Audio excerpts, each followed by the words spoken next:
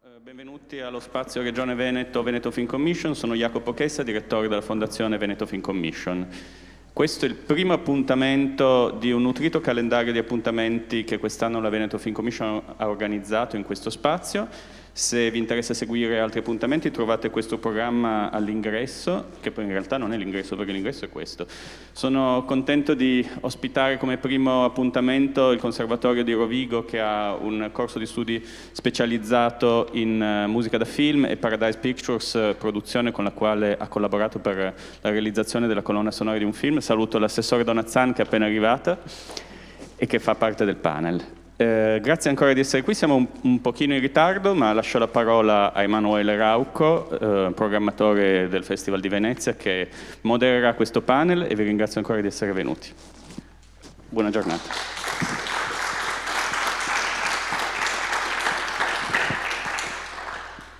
Buongiorno a tutti, io ringrazio intanto voi di essere qui, ringrazio Paradise Pictures e il Conservatorio di Rovigo che hanno pensato a me per moderare questo incontro, perché è un incontro che, come potete vedere dal titolo, prova a riflettere, prova a dare dei risultati, anzi più che riflettere, su un qualcosa che ci sta a cuore tutti, il futuro del cinema. Mi viene da dire i futuri del cinema. Ovviamente i risultati che daremo e le cose che diremo in questo incontro non hanno la pretesa di essere definitive e soprattutto, come dire, non vogliono porre un'enfasi eccessiva, però vogliono dare comunque uno sguardo sui possibili futuri. Perché uso il plurale futuri? Perché come vedete anche dal titolo, formazione nuove tecnologie, ci sono due tipi di futuro su cui Paradise Pictures e il Conservatorio di Rovigo hanno deciso di porre l'accento. Da un lato è il futuro in senso tecnologico, cioè le novità, le nuove possibilità che le macchine, che la tecnologia appunto danno al cinema, e quindi i nuovi linguaggi che da questi si possono generare, però anche il futuro nel senso più strettamente umano, più strettamente artistico, ossia i giovani, i ragazzi che in vari modi, attraverso un lavoro di formazione e collaborazione con le realtà cinematografiche, anche con la pratica del lavoro cinematografico, possono dare il loro contributo al rinnovamento o semplicemente alla prosecuzione di questo grande mondo che è il cinema e che noi amiamo tanto e che abbiamo l'onore e anche un po' il privilegio di celebrare qui alla Mostra del Cinema qui a Venezia. Allora, presento gli ospiti di questo primo blocco del panel. Intanto ringrazio Jacopo Chessa, che è il direttore della Film Commission del Veneto, che è un po' il padrone di casa qui. Saluto l'onorevole Elena Donazzan, che è l'assessore dell'istruzione della Regione Veneto, Fiorenzo Scaranello, che è il presidente del Conservatorio Statale di Rovigo Francesco Venezze, e Vincenzo Soravia, che è il direttore del Conservatorio. E io comincerei dando subito la parola all'onorevole Donazzan per dirci un po' appunto la sua come assessore all'istruzione su questa collaborazione, ma in generale su questo modo di concepire la collaborazione tra i giovani, tra la formazione, ma anche gli sbocchi pratici del mondo del lavoro. Dovrebbe avere un microfono lì vicino, perfetto. Posso togliere la mascherina qua o quando parliamo? Sì, perfetto, grazie. Intanto buongiorno a tutti e grazie per questo invito e questa riflessione.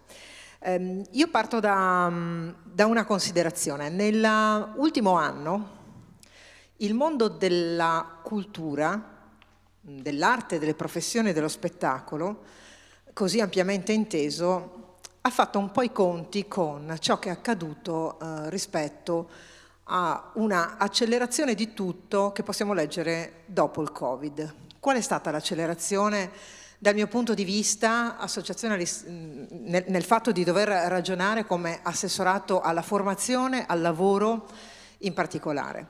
Cioè che il grande mondo della cultura non è stato considerato esattamente per i problemi che ha avuto in termini di occupazione, sviluppo delle attività, e abbiamo di fatto, tutti noi, il Veneto in particolare, fatto i conti con un mondo che ha sofferto moltissimo e a cui si faceva fatica a dare risposta. Prima riflessione. Il mondo della cultura, il più ampiamente inteso, ha sempre ragionato in modo molto indipendente. È un fatto positivo, ma è anche un tema che va affrontato oggi in termini di come inquadriamo e ordiniamo, sotto l'aspetto proprio dei diritti al lavoro, del dovere delle istituzioni di accompagnare questo mondo, perché noi di fatto l'abbiamo lasciato sempre nel suo ruolo più spontaneo. Quindi il primo punto oggi è riuscire a capire come chi lavora nell'ambito della cultura e dello spettacolo possa essere un interlocutore un po' più stabile rispetto a ciò che accade. Secondo, il contesto in Veneto è molto vivace e molto favorevole. Noi siamo la regione che ha più conservatori d'Italia. Noi ne abbiamo un mondo che in questo, anche in questo senso, ha una sua forte identità, ha le sue richieste e spesso si è mosso in maniera molto libera. Ma quanto noi pensiamo che possa incidere il mondo della cultura nell'ambito delle professioni? Non è forse che, terza considerazione, abbiamo considerato che il mondo della cultura non fosse un po' legato a talenti, quindi non so, il talento che ciascuno ha, molto parte ludico-ricreativa, quasi che il mestiere dovesse essere qualcos'altro, quando invece io ritengo che le professioni, ma molti di noi, non è una mia specifica sensibilità, le mondo delle professioni del teatro, della cultura, dello spettacolo, del cinema, il più ampio spettro dello spettacolo debba invece cominciare ad essere per tutti noi e per le istituzioni in particolare proprio un mondo delle professioni. E quando parliamo di mondo delle professioni ci dobbiamo interrogare su che tipo di formazione, che tipo di percorso. Perché noi abbiamo ereditato una cultura degli anni 80, 90, 2000 che vedeva delle professioni molto articolate, percorso di studi, titolo di studio, riconoscimento attraverso ordini professionali piuttosto che organizzazioni. Mentre il grande ambito dello spettacolo era riservato a talento personale, fatti che accadevano perché legati a occasioni e molto poco strutturati. Lo dico perché non sono l'assessore alla cultura e non sono l'assessore al turismo, sono l'assessore al lavoro e alla formazione. Che cosa abbiamo fatto quindi in questo anno di Covid? Primo, abbiamo provato a riconoscere un nostro aiuto accanto a quello che il governo aveva immaginato per tutto il mondo dello spettacolo. Ma è stato una tantum per dire, ci siamo resi conto che c'è una crisi legata ovviamente a quello che è accaduto e ci siamo interrogati su come risolverlo. Ma tutto quello che è accaduto quest'anno deve farci riflettere su cosa accadrà invece per il futuro. E allora, e chiudo in questa prima parte di conversazione, io credo molto che la formazione professionale sia proprio di dare opportunità professionalizzanti, a partire dalla opportunità che noi dobbiamo dare a chi ha un talento e deve trovare modo, non come se fosse un fatto molto originale, ma invece come se fosse un fatto di selezione vera, di avere le opportunità formative. Dobbiamo rendere conto che quando parliamo di regione e di regioni, uso il plurale in questo caso, perché poi abbiamo anche qui l'onorevole Mollicone che può ragionare anche in ambito più nazionale. Oggi tutte le regioni d'Italia hanno una grande opportunità, si tratta dei fondi comunitari della programmazione dei prossimi 6 anni. Vogliamo dire che accanto alla formazione professionale che tradizionalmente troviamo in tanti ambiti, in tanti settori, forse dovremmo rendere più stabile e continuativa la formazione nell'ambito dello spettacolo, perché se vogliamo rispondere alla professionalizzazione dobbiamo anche dare gli strumenti dedicati a questo.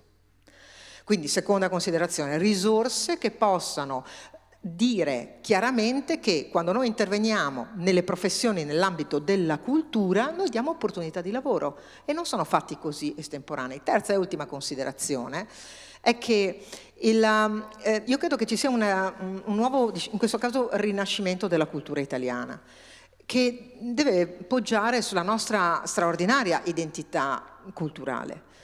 E questa può diventare anche un motivo di una comunicazione nuova, nel senso che la musica, il teatro, il cinema, che abbiamo visto essere certamente il luogo della socializzazione, del fatto che tu condividi dei momenti anche di vita in comune, con quello che è accaduto quest'anno abbiamo visto essersi tradotto in tanti modi di comunicare. E dove, per esempio, noi in Veneto, nei 3 milioni di euro che io ho garantito nella formazione professionalizzante dell'area dello spettacolo, al di là delle indennità che abbiamo dato, voleva mettere insieme i mondi della cultura. Perché si è capito che la grande alleanza nella sopravvivenza di questo momento così difficile doveva guardare molto al futuro. Ecco, io credo che questo sia il modo con cui ci dobbiamo interrogare, perché sul tema della formazione si darà certamente nuovo stimolo al mondo del lavoro.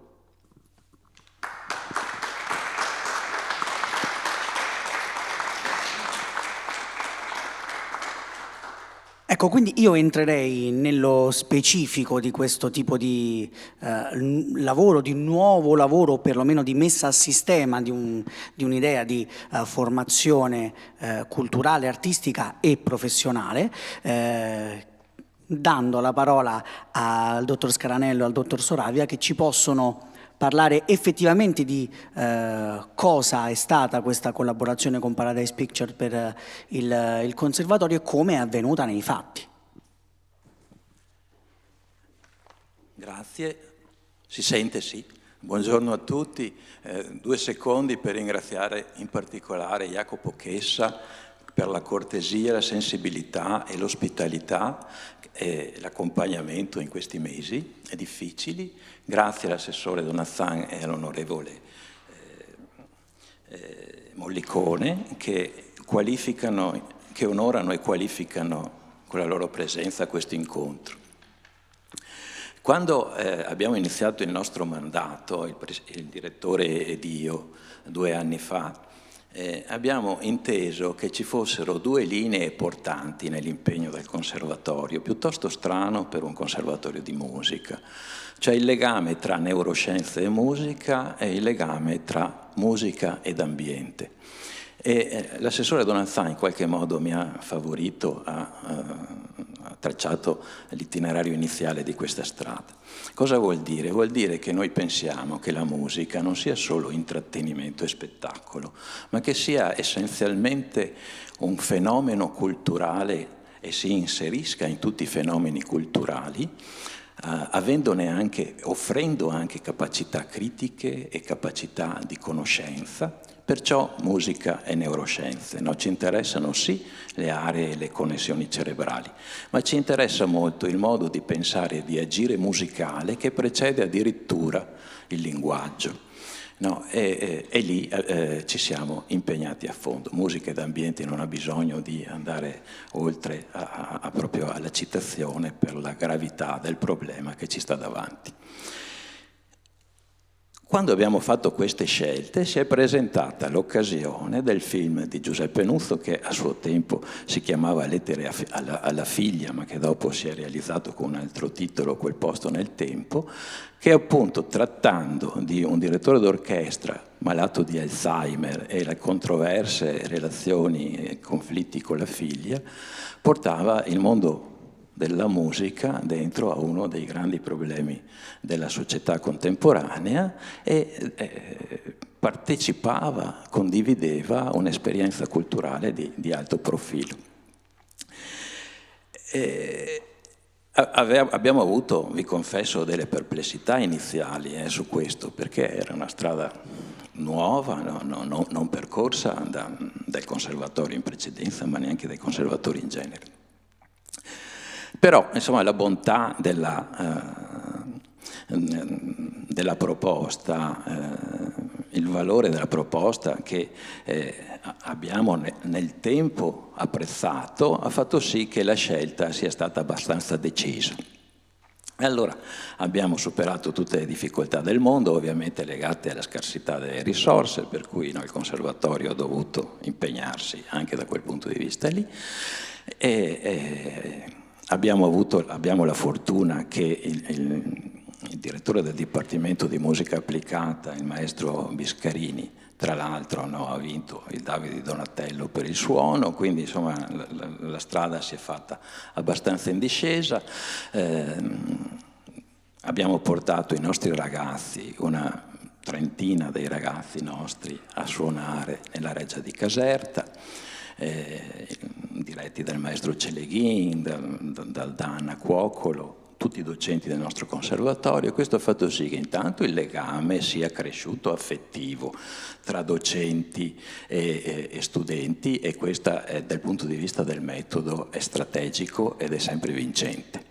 Ma dopo hanno preso contatto con una realtà, appunto quella cinematografica, che potrebbe aprire a loro determinate prospettive, per cui quella che è diventata un'esperienza umana è diventata un'esperienza professionalizzante, e ci fa dire oggi, alla conclusione quasi del percorso, che alcune cose le abbiamo capite, a parte queste dimensioni straordinarie personali, che i conservatori hanno tra l'altro bisogno di nuove figure professionali che adesso mancano. Per dire, per quanto ci riguarda, avremo bisogno di un esperto in informatica non solo musicale, di un esperto in comunicazione e marketing, di un esperto nella tecnica dello streaming, perché anche lì abbiamo investito tanto. Quindi è stata un'esperienza multiforme che ci ha portato ad essere molto contenti oggi di essere qua. Grazie. Passo la parola al dottor Soravia.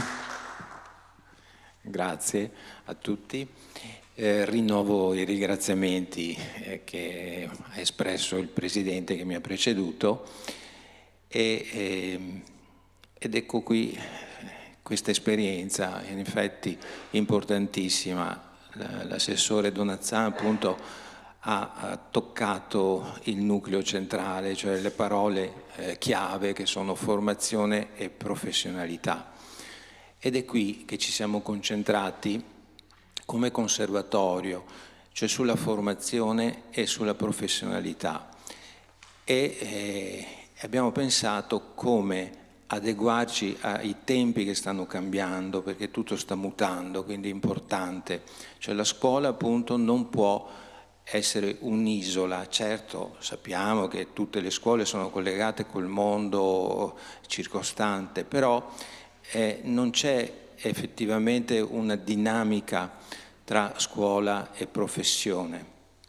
La scuola tende appunto a chiudersi o ad arroccarsi, diciamo, e ad allentare o a slegarsi dal mondo del lavoro. Quindi per noi è prioritario invece non aspettare come formatori, come educatori, non aspettare che il mondo del lavoro ci crei delle nuove professioni, ma è dal basso, se vogliamo creare una verticalizzazione tra mondo del lavoro, ma non è neanche una verticalizzazione tra mondo del lavoro e scuola. È anche la scuola che deve proporre al mondo del lavoro nuove professionalità, cioè prospettare nuove forme, ed è questa quella che noi stiamo intraprendendo, cioè la possibilità di fare in modo che il conservatorio, quindi la musica, in particolare il Dipartimento di Musica per Film e di Musica Applicata alle Immagini, trovi questo grande rapporto, questo grande legame appunto col mondo del cinema, che esiste già, però tra scuola e mondo, appunto, come si dice lì, il futuro del cinema non c'è, è diciamo un'esperienza nuova, direi. Quindi la parola, detto altrimenti, cioè quello che noi puntiamo sulla formazione, va sotto il nome di ecoalfabetizzazione, dove eco, questo oikos, questo prefisso dal greco, richiama soprattutto l'icogenia, cioè la famiglia, il senso della famiglia. Io qui mi ritrovo con persone che stiamo condividendo un percorso insieme, e ci sentiamo sempre, quando ci vediamo, ci sentiamo sempre più appartenere ad un'unica identità, ad una famiglia. Ecco, alfabetizzazione chiama anche l'ecologia, ma l'ecologia è intesa nel senso di scienza delle relazioni. Ecco un'altra parola chiave, le relazioni. Questo è importante, relazioni non solo tra scuola e mondo del lavoro, ma gli altri ambiti, vari ambiti, in questo caso musica e cinema.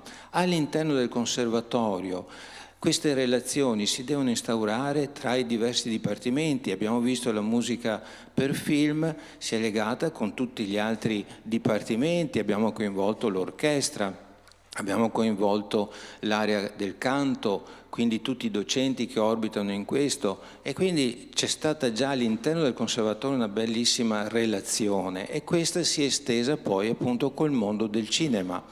E abbiamo trovato appunto in Giuseppe Nuzzo questa fiducia in noi, questa apertura, e lì ci siamo riconosciuti. Abbiamo cominciato a mettere a confronto due mondi dell'arte, due mondi della comunicazione fondamentali nella nostra società, la musica e il cinema.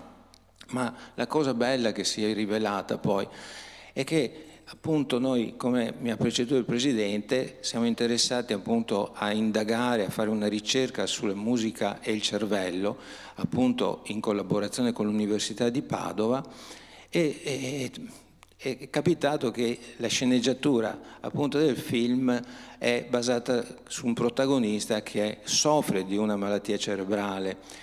E quindi abbiamo trovato subito questi appigli, queste forti relazioni, e allora ho pensato, ma non può essere un caso che in questo film si parli dell'Alzheimer, no? Dove la mente umana in quel momento non conosce più, diciamo, il passato, il futuro, il presente, comincia a non avere questa cognizione. E in effetti pensate che sia casuale nel momento in cui viene proposta una parte della scena diegetica sull'Orfeo Euridice di Gluck, dove appunto c'è Orfeo ed Euridice che rappresentano simbolicamente, sono la luce e l'oscurità, che non possono convivere.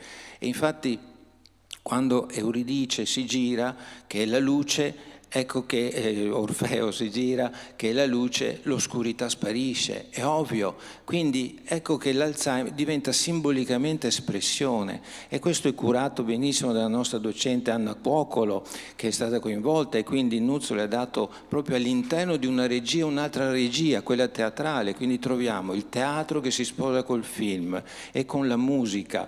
Quindi abbiamo creato anche queste musiche dirette appunto dal maestro Stefano Celeghin, il tutto coordinato dal maestro Marco Biscarini e con Luca Leprotti. Abbiamo creato questo insieme, diciamo, questa sinergia di tutte le professionalità che stiamo portando avanti, che trovo straordinarie.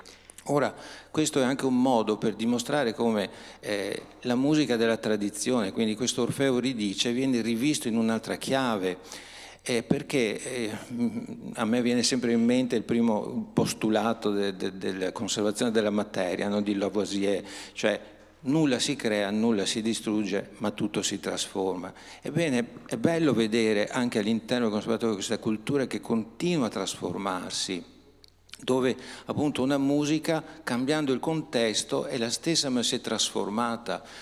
Mi piace pensare, sono stato a Catania, no, il Teatro Romano, uscito dal Teatro Romano vedo l'iscrizione, è nato Vincenzo Bellini. E ho detto, beh, ma sicuramente non è un caso. Mi piace pensare che Vincenzo Bellini, nato lì, ragazzino, andava a giocare in questo Teatro Romano e dopo ha scritto quel capolavoro che è La sacerdotessa di Norma, ambientato nell'antica Roma. Forse non lo so, sarà un caso, però a me piace pensare che lui da bambino abbia respirato, abbia visto questo teatro e lo abbia ispirato proprio a questo. Quindi c'è tutto questo gioco, bisogna puntare su questo, cioè la scuola deve aprirsi a questo, la formazione è questo, cioè la nuova sensibilità, cioè l'arte, non dimentichiamolo, i grandi artisti, basti un nome, Leonardo da Vinci, no?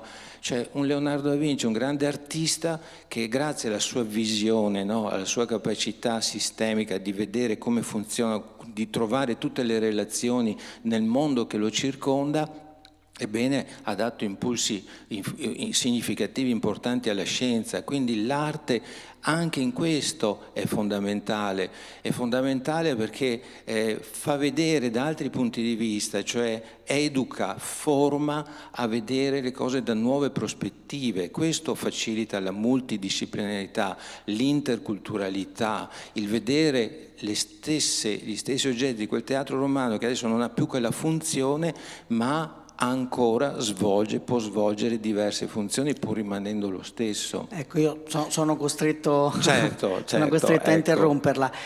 A questo proposito, io appunto i tempi sono un po' tiranni, quindi devo chiedervi di avvicendarvi. Vorrei chiamare qua accanto a me, in questo chiamiamolo tavolo dei relatori, delle persone che di questo progetto a questo progetto hanno effettivamente lavorato, e quindi chiedere a loro cosa è avvenuto, come hanno lavorato, come si sono relazionati, soprattutto perché si parlava prima di alleanze tra mondi culturali differenti, e quindi c'è il mondo del cinema, della musica e della scuola. Chiamo Giuseppe Alessio Nuzzo, che è il regista e autore di Quel posto nel tempo, che è il film che fa da collante a questo progetto, Marco Biscarini, che è il compositore della colonna sonora e musica da cinema e docente del Conservatorio, Anna Cuocolo, che è regista, coreografa e docente del Conservatorio, e Luca Leprotti, sound designer e anche lui docente. Allora, io comincerei con Giuseppe, che in quanto regista e autore del progetto può darci una prima panoramica generale su questo lavoro. Io sarò più romantico. Anzitutto terrei a ringraziare che così è con noi in platea Eitan Pitigliani, che è lo sceneggiatore di Quel posto nel tempo. Come dicevo prima, vorrei essere più romantico, quindi poi ai tecnici e agli esperti di musica lasceremo la parola di quello che è stato il progetto che è stato realizzato. Il progetto è nato da un'idea che ho condiviso con Anna Cuocolo, di unire il mondo della formazione col mondo della produzione cinematografica, partendo da questo cortometraggio. L'abbiamo proiettato l'altro anno al padiglione dell'Ente dello Spettacolo, sempre qui a Venezia, Lettere a mia figlia, con il protagonista Leo Gullotta, che parla della malattia attraverso una lettera che appunto Leo Gullotta scrive alla figlia. È un cortometraggio che ha vinto i Nastri d'Argento al Giffoni Film Festival, oltre 100 riconoscimenti in tutto il mondo 7 anni fa, e da lì l'idea insieme a Leo Gullotta di farne un film. E l'anno scorso abbiamo presentato il cortometraggio e l'idea di realizzare questo film dopo 12 mesi, nonostante la pandemia, nonostante le difficoltà, e qui un grande ringraziamento va alla produzione che ha realizzato il film, che è Antracine di Edoardo Angeloni, in associazione con Ciro Ferone, che hanno preso quest'idea di cortometraggio da Paradise Pictures e ne hanno fatto un film lungo, un film durato 5 settimane, che è ancora in post-produzione, e va un ringraziamento enorme sia al gruppo di studenti, che sono stati dei grandi professionisti sul set, perché come dicevamo prima è stato fatto sono state girate delle scene, che poi magari Anna Cuocolo ci dirà di più, delle scene che sono state realizzate diegetiche, quindi c'è un'orchestra in scena, e quindi anche abbastanza complicato, ed essendo degli studenti io sono rimasto assolutamente esterrefatto dalla loro professionalità, e anche il gruppo poi di post-produzione sia audio che musiche, che hanno composto e stanno lavorando alla post-produzione del film. Io davvero sono stato sempre abituato ad avere rapporti con le scuole, con le istituzioni formative, però un grande complimento sia alla direzione, alla presidenza, ai docenti, perché hanno creato un percorso professionale solido, e quindi i ragazzi si sono trovati veramente a loro agio all'interno di questo progetto. Non voglio anticipare nient'altro, ma do la parola a coloro che hanno reso possibile questo progetto, e ringrazio un piccolo ringraziamento personale a tutta l'intera troupe che ci stanno seguendo in questo momento dalla diretta, che hanno reso possibile insomma questo progetto Quel posto nel tempo, che vedremo nei prossimi mesi appena sarà ultimato. Grazie Giuseppe. Allora, andando in ordine alfabetico, chiederei a Marco Biscarini di parlare di questo suo lavoro e del suo apporto nella fattispecie. Il mio lavoro è stato innanzitutto di supervisore e direttore artistico. Lo dividiamo in 3 parti, nel senso che c'è una parte di cui farei parlare Anna Cuocolo, che è la parte operistica, che era presente in sceneggiatura, le cosiddette scene diegetiche. E poi parliamo della nostra parte che riguarda me e Luca Leprotti, cioè la realizzazione della colonna sonora originale e di tutta la post-produzione audio. Adesso, come una scuola può diventare una macchina produttiva, io mi riallaccio molto alle cose dette dall'assessore, perché mi ci ritrovo molto, forte anche di un'esperienza personale nella formazione professionale dei mestieri del cinema.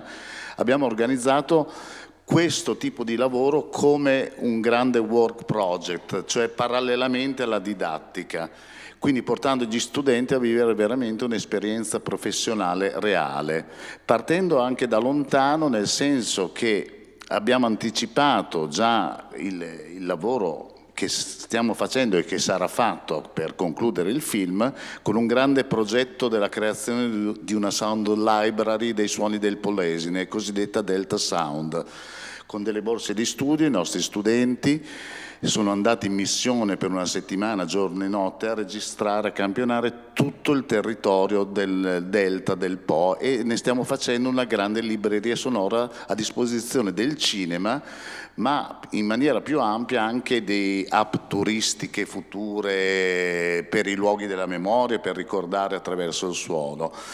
Questo grande progetto, che fra l'altro i nostri presidenti e direttori sono riusciti a farsi finanziare anche dal Ministero e ci ha permesso di avere anche un materiale tecnologico di livello, ci ha permesso di presentarsi a Nuzzo con una tecnologia all'altezza dell'industria cinematografica. Noi possediamo 3 regie, una 5.1 surround, una per la produzione in elettronico e una per la post-produzione audio. E su questa cosa qui abbiamo aggiunto l'ultimo tassello, che abbiamo attivato, e siamo i primi in Italia, un master in composizione per le immagini di secondo livello, una specialistica, e utilizzando questi 9 studenti, i primi in Italia che partecipano a un master di secondo livello in Film Music Composition, abbiamo realizzato la colonna sonora. Cioè gli studenti hanno scritto tutte le musiche. Sapevo che Nuzzo, il regista, si aspettasse un prodotto scolastico, ma io tacevo perché sapevo che gli avremmo dato un prodotto altamente professionale. E so benissimo che alla fine questo film, dal punto di vista tecnico e artistico, sarà di altissimo livello. Prima di passare la parola a Luca Leprotti, che ha seguito la parte di post-produzione, volevo introdurre il maestro Iati Durant, perché dentro questo progetto abbiamo messo anche le relazioni internazionali, che per me sono fondamentali. Cioè portare questa esperienza all'estero, per cui ho chiamato insieme al maestro Celeghin, che ha diretto metà della colonna sonora, e un'altra parte l'ha diretta il maestro Iati Durant da Edimburgo, che è il presidente dell'IMSANE, un circuito di scuole, università e accademie che si occupano della musica per il cinema. Questa cosa qui permetterà di portare questa nostra esperienza a livello europeo, magari ampliarla, magari condividerla con altre realtà e istituti per il futuro. L'ultima cosa, Luca Leprotti oggi insegna post-produzione audio, ma è un nostro studente che 7 anni fa ha cominciato un percorso con noi, per cui sono molto fiero che adesso è un nostro insegnante, ha vinto il Davide Donatello con me, l'ultimo col film Volevo nascondermi di Giorgio Diritti, per cui questa è un po' la nostra filosofia. I nostri studenti sono anche, diventano anche i nostri collaboratori. Come diceva il maestro Soravia, è una grande famiglia. Se vuoi aggiungere qualcosa. Sì, prego. Va bene, grazie. Colgo la palla al balzo dicendo che quando ho iniziato 8 anni fa, non 7 ormai, non c'era il dipartimento che abbiamo oggi, quindi secondo me che ho vissuto il dipartimento sia da studente e adesso da docente, il punto di forza della nostra scuola è proprio quello di avere creduto in un progetto, in un investimento non solo didattico ma anche tecnologico, cioè mettendo a disposizione della scuola e degli studenti anche dell'attrezzatura di livello con cui oggi riusciamo a dire possiamo creare la post-produzione di un film, e questo va dato atto a tutta anche l'amministrazione che che ha appunto creduto nella classe di musica applicata alle immagini. Aggiungo solo una piccola postilla a quello che ha già detto Marco. Il corso di musica per film da un paio d'anni a questa parte si sta allargando anche verso appunto quello che è il sound design, ovvero la creazione del sonoro di un'opera cinematografica, audiovisiva, che non è strettamente legato all'aspetto musicale, ma anche a quello appunto della creazione banalmente degli ambienti sonori, dei sottofondi, dei rumori di scena e della editing, della pulizia della presa sonora, del mixaggio. E di questo io in particolare mi occupo sia nel progetto filmico ma anche nel progetto didattico.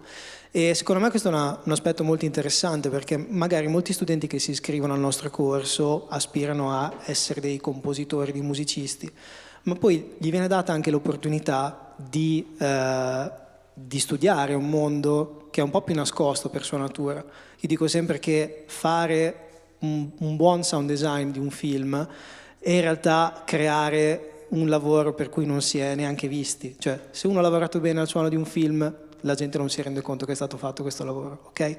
Quindi è anche molto difficile per chi magari aspira a un ruolo in una professione del cinema rendersi conto di quanto lavoro c'è.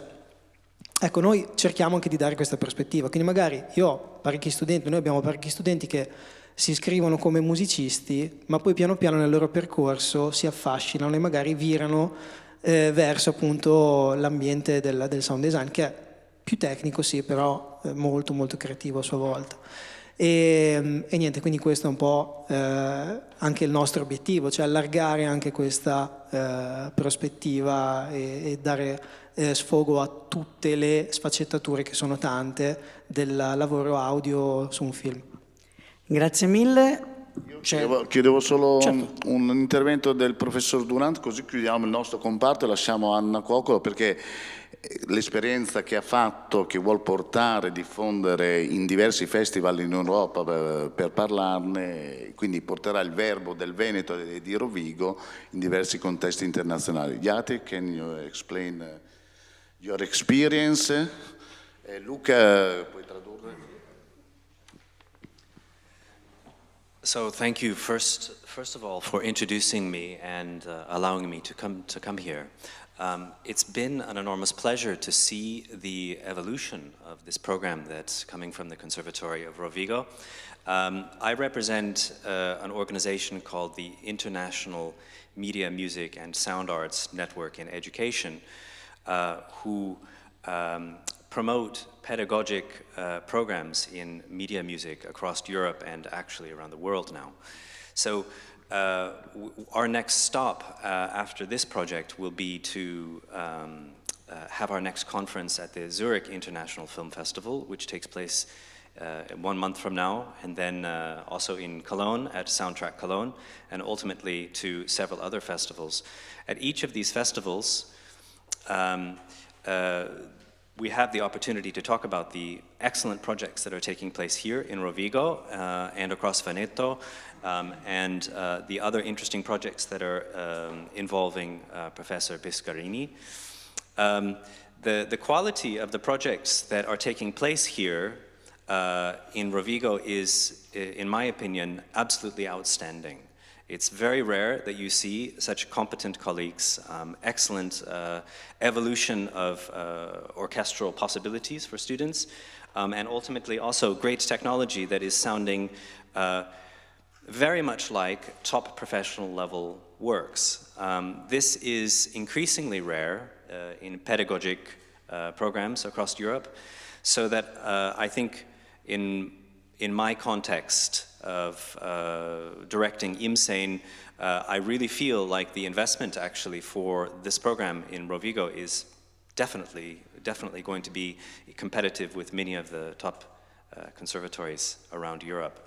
So it's been a great pleasure, and also I congratulate also all the participants. Thank you for inviting me.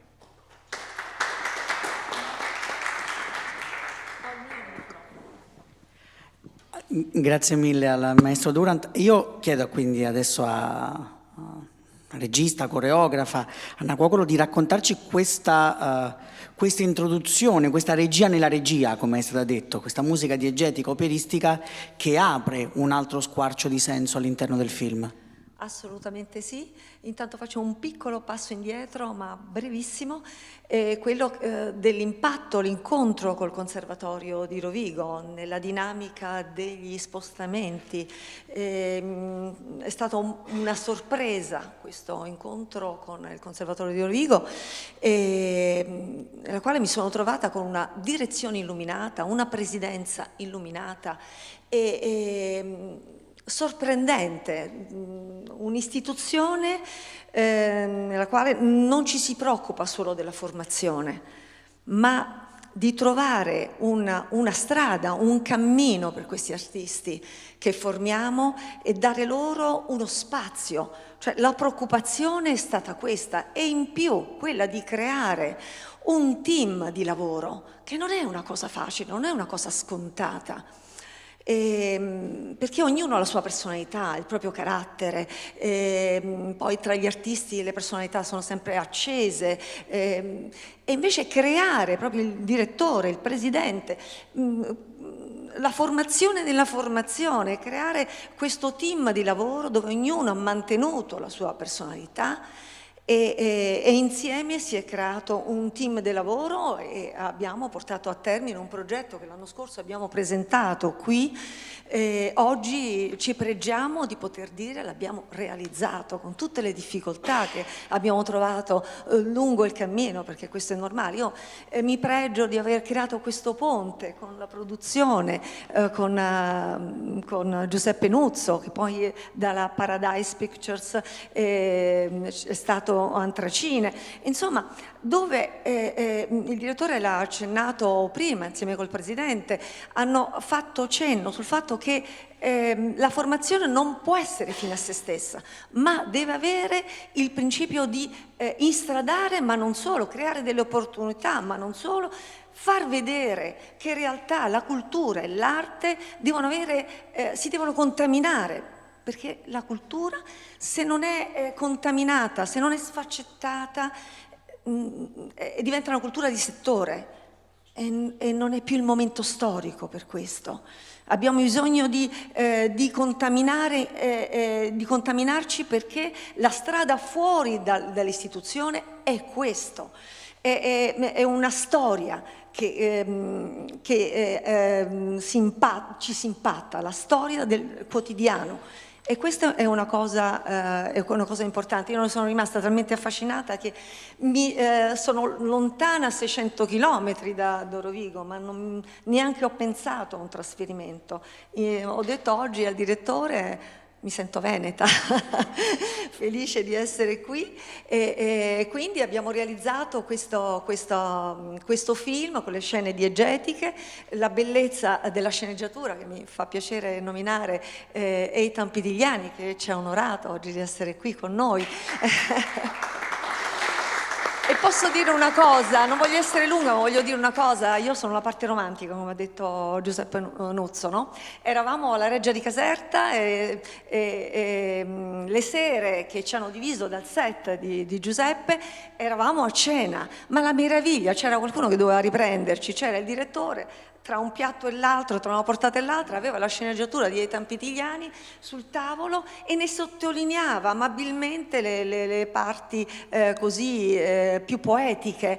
Era diventato un cenacolo con Celeghini, col direttore d'orchestra, con il direttore, con Eitan che era con noi, con la Marina De Liso, un'altra collega di canto barocco, con la quale insieme abbiamo creato. Lei si è occupata della parte vocale, io della regia dell'opera all'interno di un film, che era un aspetto interessante, no? Il cinema, il teatro nel cinema, e il teatro che sposa l'aspetto teatrale. Ecco, io quindi ringrazio anche, mi ripeterò, ma insomma, che la Film Commission del Veneto ci abbia ospitato, perché raccontiamo di un'eccellenza del nostro conservatorio e di questa comunione con il cinema. Grazie. Grazie mille.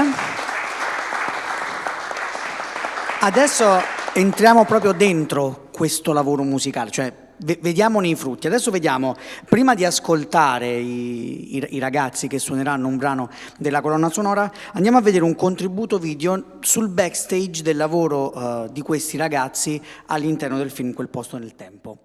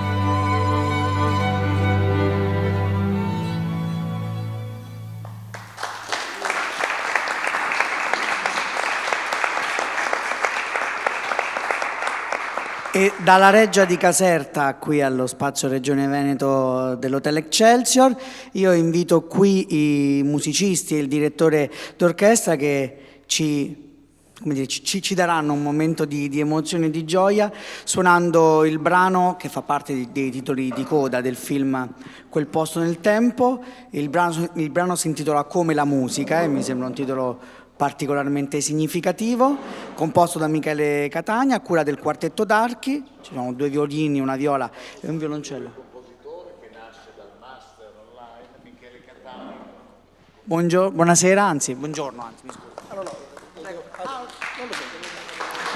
Magari parliamo dopo, se si vuole accomodare.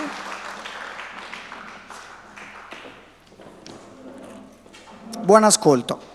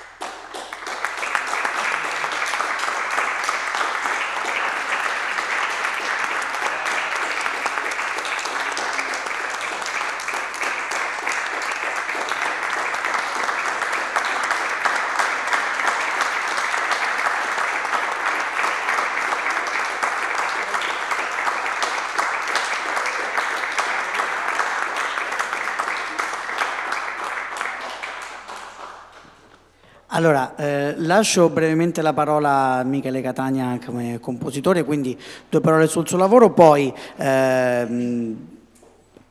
dovrebbe esserci qui insieme a me appunto Stefano Celeghin, direttore d'orchestra e docente, e invito anche qua accanto a me l'onorevole Federico Mollicone, che è il membro della Commissione Cultura e Istruzione della Camera dei Deputati. Parola al maestro Catania, come definirti? Intanto grazie mille al Conservatorio Venezia di Rovigo per questa opportunità. È stata un'esperienza veramente formativa, è stata un'esperienza molto importante perché insomma, ho fatto un percorso di studi io personalmente, musicologia e composizione tradizionale. Quando ho contattato il maestro Biscarini di questo master innovativo che insomma, il Conservatorio Venezia ha fatto, perché hanno saputo sfruttare in senso assolutamente positivo l'emergenza pandemica e hanno creato questo master online primo in Italia, che ci ha dato la possibilità, non ci ha fatto mancare assolutamente la presenza. È stato molto formativo, cioè dal punto di vista del linguaggio, ma soprattutto dal punto di vista produttivo ci hanno introdotto verso le nuove tecnologie, e poi appunto questo lavoro con Giuseppe Nuzzo per un lavoro di una composizione originale, di una composizione della musica originale per un progetto filmico è stato fondamentale. Aver avuto poi la possibilità di avere avuto le nostre musiche eseguite da un'orchestra come quella di Rovigo, che è stata eccezionale, diretta dal maestro Celeghin, un grandissimo onore, ma soprattutto io ci tengo a dire, da studente, ho avuto anche delle esperienze da professionali all'estero, non nulla da invidiare il Conservatorio di Rovigo rispetto a corsi di musica per film che ci sono in giro per l'Europa e nel mondo. Veramente il livello è stato altissimo di tutti i docenti. Il maestro Biscarini poi è un innovatore della colonna sonora in Italia, tra i primi in Italia a lavorare tra il sound design e la colonna sonora.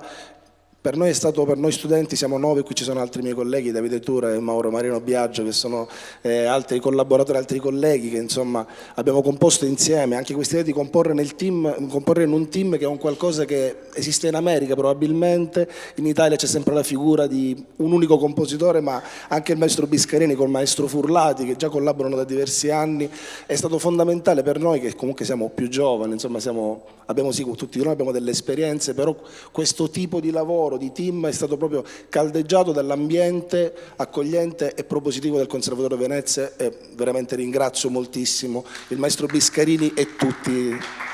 Quando prima si parlava di una musica non scolastica ma altamente professionale, lo abbiamo potuto sentire. Parola al maestro Celeghin per raccontarci, sì, dovrebbe funzionare, per raccontarci il lavoro che ha fatto come direttore.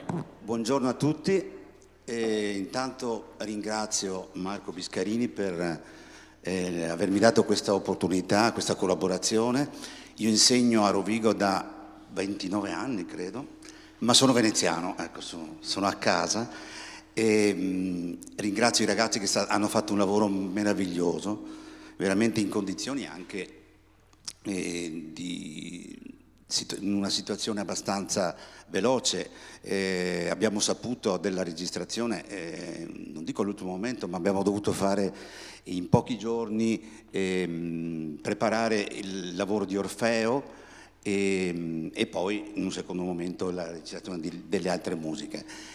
E sottolineo una cosa, il lavoro che è stato fatto con tutti i ragazzi, oltre a questi 4 ragazze qui presenti, ma tutti gli altri che hanno collaborato, è stato veramente strepitoso, perché abbiamo raggiunto un livello professionale altissimo, non da studenti, ma proprio io considero i ragazzi dei veri professionisti.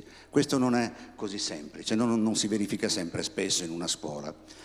Un'altra cosa, vi racconto l'esperienza quando siamo andati a Caserta. Io non ero mai stato nel teatro, avevo fatto un concerto al teatro di corte del Palazzo Reale di Napoli, che è meraviglioso, ma la prima esperienza, quando siamo andati, io le ho detto anche ai ragazzi che ero lì sul podio della Reggia di Caserta, e l'acustica di quel teatro, il suono che faceva, mi arrivava da tutte le parti, è stata un'esperienza meravigliosa, perché è un'acustica strepitosa, e questa è stata una grandissima soddisfazione. E poi l'ultima cosa è stato un aneddoto semplice. Il giorno che siamo partiti per la Reggia di Caserta, da Rovigo, io ho avuto la notizia che si liberava il posto della mia materia qui a Venezia dopo 29 anni. Anni fa io sarei stato molto felice di avere l'opportunità di tornare a Venezia. Ebbene, quel giorno in cui stavamo partendo mi sono intristito molto perché avevo l'opportunità, essendo primo in graduatoria, di andare a Venezia e poi ho accettato di rimanere a Rovigo. Ecco, per dirvi il mio affetto per questo conservatorio. Grazie. Grazie a lei, maestro.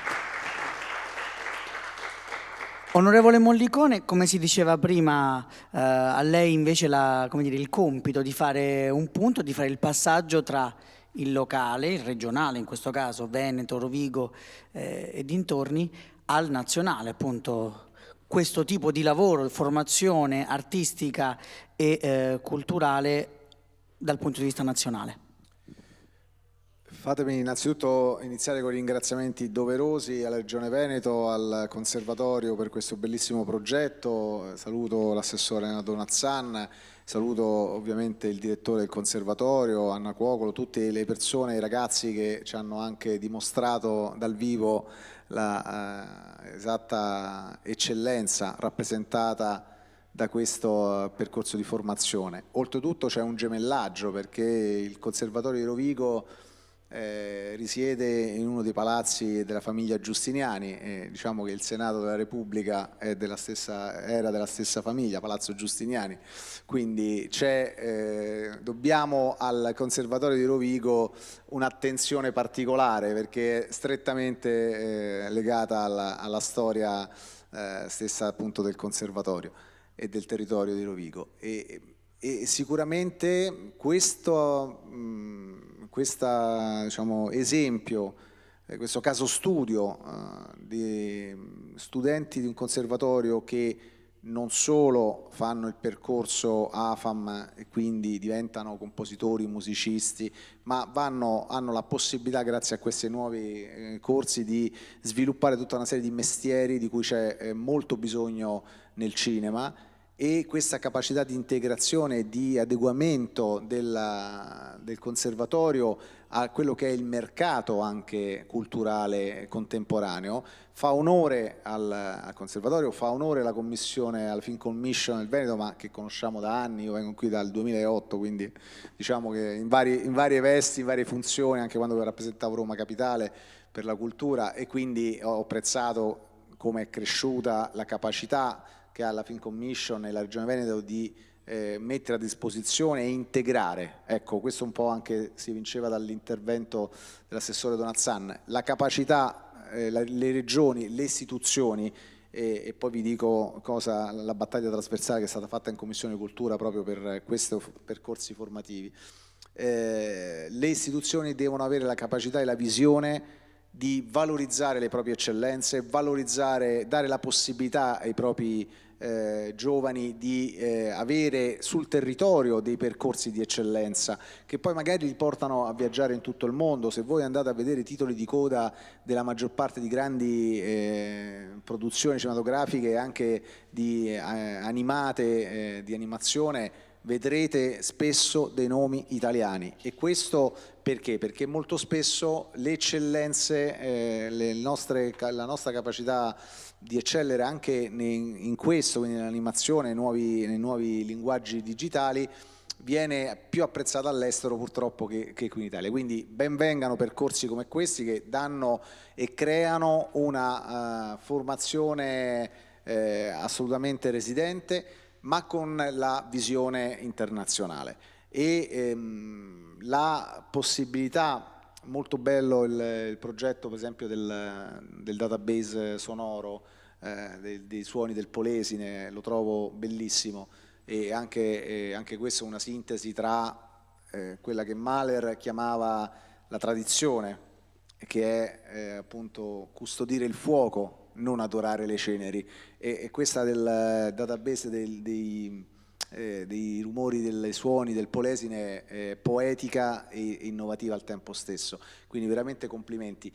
Ma sull'AFAM abbiamo fatto una battaglia istituzionale trasversale, devo dire, perché abbiamo la fortuna che in Commissione Cultura e Istruzione, alla quale appartengo, ci sono molte sensibilità su questo fronte, ci sono direttori d'orchestra, colleghi, ci sono musicisti, e quindi diciamo che la battaglia sull'AFAM per mettere più fondi, per battere il precariato, abbiamo sentito il problema dei concorsi, insomma, un docente veneziano che per 29 anni ha insegnato a Rovigo, questo ci sarà un motivo, no? Il motivo appunto è il precariato anche nell'AFAM, e poi quello che è lo sviluppo sull'innovazione. Attenzione, il Covid ha fatto un reset generale anche del mondo culturale, della filiera culturale, spingendo, dando un effetto geyser sull'innovazione digitale in tutta la filiera culturale.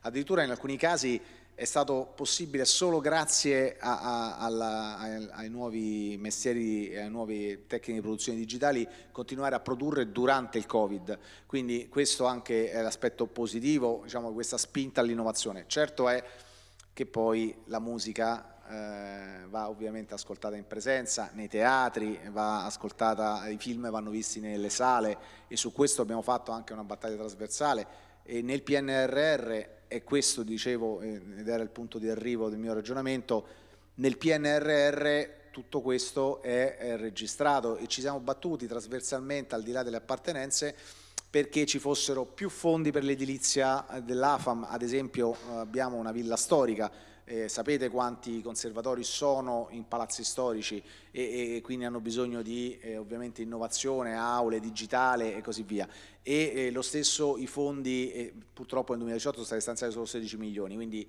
il PNRR sarà proprio, diciamo, il veicolo dove mettere questi progetti.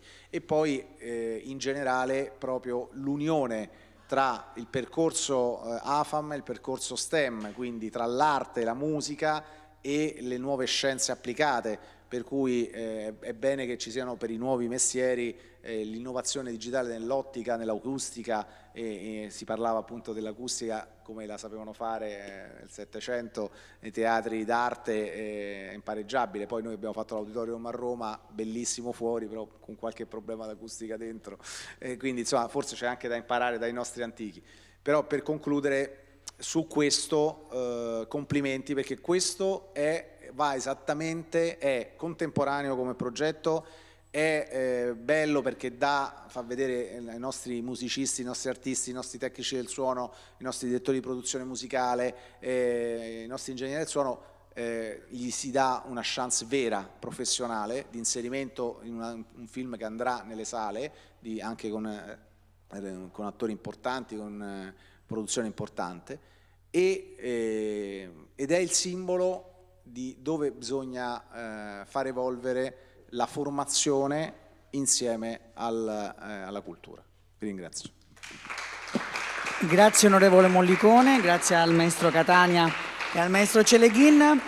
Siamo purtroppo molto stretti coi tempi, avremmo dovuto presentare alcuni progetti di Paradise Pictures, per esempio un progetto in realtà virtuale a 360 gradi, infatti lì vedete il visore per poter vivere, non solo vedere il film, il progetto La Stanza di Giuseppe Alessio Nuzzo. C'era un altro progetto che avremmo dovuto presentarmi sempre, che ha a che fare con le nuove tecnologie, ovvero Virtual Home Care Academy. Purtroppo non abbiamo il tempo, allora prima di salutarvi andiamo a vedere invece il trailer in anteprima assoluta di Farinacqua e Lievito, che è appunto uno dei progetti di Paradise Pictures. Grazie.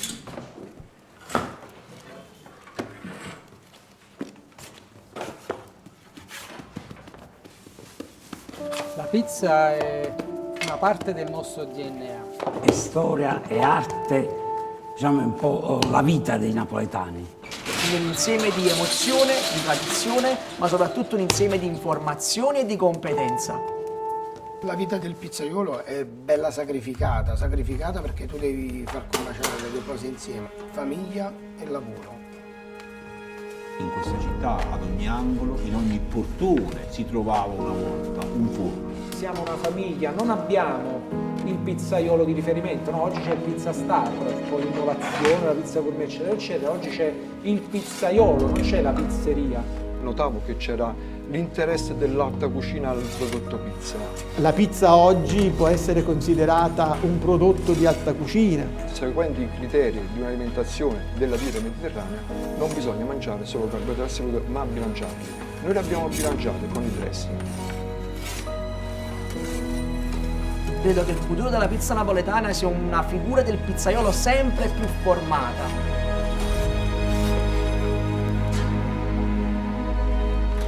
A volte il modo migliore per innovare è restare fermi, si dice, no?